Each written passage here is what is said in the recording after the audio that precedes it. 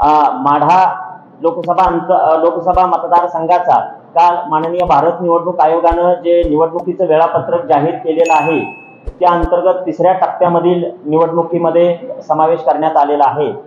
आपली notification 12 April पासून सुरू होणार आहे।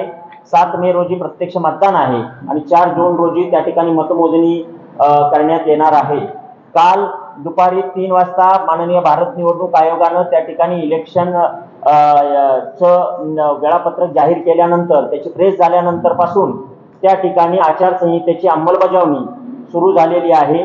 त्या अंतर्गत फलटण विधानसभा मतदारसंघामध्ये 5 फिरती पथकं आपण तैनात केलेली आहेत, जी वेगवेगळ्या 2 शिफ्टमध्ये त्या ठिकाणी काम करतील आणि आपली 5 स्टॅटिक सर्व्हेलन्स टीम्स ज्या आहेत त्या नोटिफिकेशनच्या दिनांकापासून म्हणजे 12 एप्रिल पासून त्या ठिकाणी कार्यरत राहणार आहेत।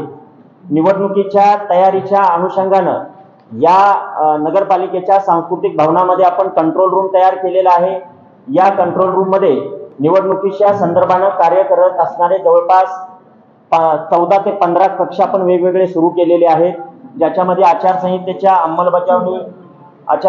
अंमलबजावणी कक्ष, त्याच पद्धतीनं सी विजिल, एनकोआर, ESNS चा कक्ष, एक खिडकी परवानगी अंतर्गत कक्ष, मनुष्यबळ व्यवस्थापन कक्ष, वाहतूक कक्ष, कम्युनिकेशन कक्ष, मीडिया मॅनेजमेंट कक्ष, त्याच पद्धतीनं निवडणूक खर्च संनियंत्रण कक्ष, त्याच पद्धतीनं स्वीपचं मॅनेजमेंट, असे वेगवेगळ्या पद्धतीचे त्या ठिकाणी कक्ष करण्यात आलेले आहेत। AMF फॅसिलिटीच्या अनुषंगानं त्या प्रत्येक कक्षासाठी नोडल अधिकाऱ्यांची नियुक्ती करण्यात आलेली आहे आणि त्याचबरोबर ती पथकं त्या ठिकाणी कालपासूनच कार्यान्वित झालेली आहेत।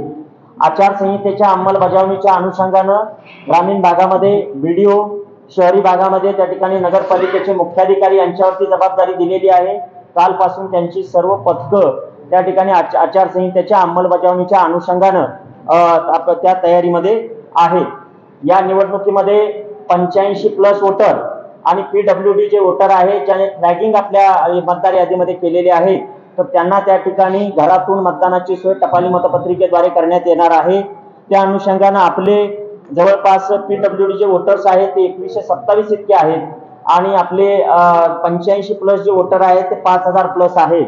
तर या मतदारांच्यासाठी आवश्यक असणारे 12D चे जे फॉर्म आहेत ते वाटपाची प्रक्रिया कालपासून त्या ठिकाणी सुरू करण्यात आलेली आहे। नोटिफिकेशनच्या 5 दिवसापर्यंत हे फॉर्म त्या ठिकाणी आपण त्यांच्याकडून कलेक्ट करणार आहोत आणि नंतर त्यांच्या घरी जाऊन त्यांची मतदानाची प्रक्रिया करणार आहोत।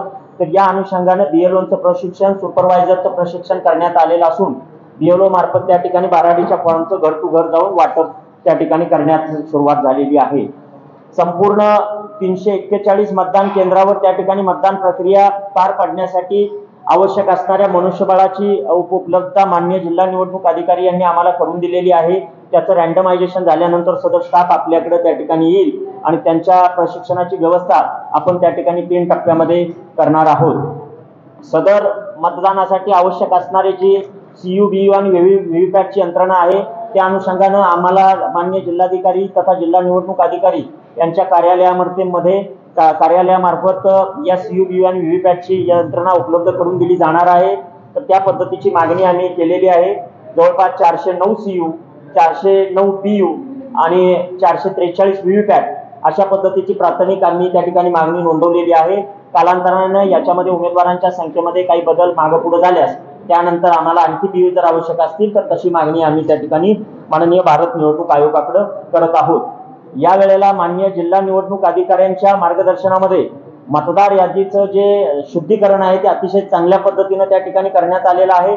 सरासरी जवळपास जो आपला समरी रिव्हिजन प्रोग्राम झाला त्याच्यामध्ये 33,000 अर्जावरती त्या ठिकाणी आपण कार्यवाही केलेली आहे। त्याच्यामध्ये वगळणी, नवीन मतदारांचे ऍडिशन, मतदारांच्या नावामध्ये बदल, फोटो इपिक मध्ये बदल अशा सर्व प्रकारच्या अर्जांचा त्या ठिकाणी समावेश असून चांगल्या पद्धतीनं मतदारांची वगळणी केल्यामुळे या वेळेला मतदारांच्या टक्केवारीमध्ये सुद्धा त्या ठिकाणी वाढ होण्याची शक्यता नाकारता येत नाही। मतदानाची सरासरी टक्केवारी वाढवण्यासाठी स्वीपच्या अंतर्गत त्या ठिकाणी पथक तयार केलेलं आहे। त्याच्यामध्ये पंचायत समितीचे सहाय्यक गट विकास अधिकारी कुंभार साहेबांच्या मार्गदर्शनामध्ये ते पथक कार्यान्वित होते। तर ज्या ठिकाणी मतदानाची टक्केवारी कमी आहे त्या ठिकाणी आम्ही वेगवेगळ्या प्रबोधनात्मकच्या माध्यमातून आणि भारत निवडणूक आयोगाने दिलेल्या पीपीटी असतील, व्हिडिओ असतील, त्याच्या माध्यमातून जागृती करून मतदानाची टक्केवारी वाढवण्यासाठी प्रयत्न करतोय। उद्याच एक या ठिकाणी मोठ्या प्रमाणावरती त्या ठिकाणी विद्यार्थ्यांचा समावेश असणारा स्वीपच्या संदर्भातली रॅली आम्ही त्या ठिकाणी काढणार आहोत। तर त्याचे नियोजन आमचं सध्या चालू झालेलं आहे। स्ट्रॉंग रूमच्या बाबतीमध्ये ज्या ठिकाणी ईव्हीएम आणि व्हीव्हीपॅट आपण ठेवणार आहोत त्यासाठी शासकीय धान्य गोडाऊन जे आहे त्याचं स्ट्रॉंग रूम म्हणून जागा निर्धारित करण्यात आलेली आहे। त्या ठिकाणी पोलीस विभाग, NSCB, त्याच पद्धतीने महसूल यंत्रणा, सार्वजनिक बांधकाम विभाग, नगर परिषदेची अग्निशमन यंत्रणा यांच्या मार्फत भेट झालेली आहे आणि भेट झाल्यानंतर त्यांच्या सर्वांची सिक्युरिटी अहवाल प्राप्त करून त्या ठिकाणी आपण स्ट्रॉंग रूम करतोय। त्या ठिकाणी CCTVची यंत्रणा बसवण्यात आलेली आहे। त्या ठिकाणी कंट्रोल रूम करण्यात आलेला आहे। माननीय भारत निवडणूक आयोगाच्या निर्देशानुसार माननीय जिल्हाधिकारी ज्या दिवशी आम्हाला त्या ठिकाणी ईव्हीएम हस्तांतरण करतील त्यावेळेला आम्ही त्या ठिकाणी सदर ईव्हीएम या ठिकाणी आणून त्याच्या पुढचे कमिशनिंगची प्रक्रिया करणार आहोत। ईव्हीएम मशीनचे जे ट्रान्सपोर्टेशन राहणार आहे ते GPS एनेबल्ड असणाऱ्याच वाहनातून त्या ठिकाणी प्रॉपर एस्कॉर्टच्या व्यवस्थेच्या अंतर्गत त्या ठिकाणी आपण करणार आहोत। तर त्या संदर्भातले सर्व प्रोटोकॉलचं पालन या कार्यालयामार्फत केलं जाईल। त्यासाठीचे नोडल अधिकारी म्हणून तहसीलदार फलटण यांची त्या ठिकाणी आम्ही नियुक्ती केलेली आहे। त्याच पद्धतीनं आपलं जे मतदार याद्या ज्या आहेत ती मतदार यादी आपली 23 जानेवारी 2024 ला प्रसिद्ध झालेली आहे। त्याच्यानंतर सुद्धा आपण नावामध्ये ॲडिशन वगैरे आपण करतोय, त्याची पुरवणी यादी प्रसिद्ध होईल। तर आपल्या याच्यासाठी मतदान संघासाठी जी अद्ययावत मतदार यादी आहे ती नामनिर्देशन दाखल करण्याच्या शेवटच्या दिनांकापर्यंत त्या ठिकाणी त्या अर्जावरती निर्णय घेऊन आपण ती अद्ययावत मतदार यादी त्या ठिकाणी करतोय। प्रत्येक मतदार कर्मचाऱ्याला ओळखपत्र देण्याच्या अनुषंगाने यंत्रणा आपण कार्यान्वित केलेली आहे, त्याप्रमाणे ते आपण त्या ठिकाणी कार्यान्वित करतोय।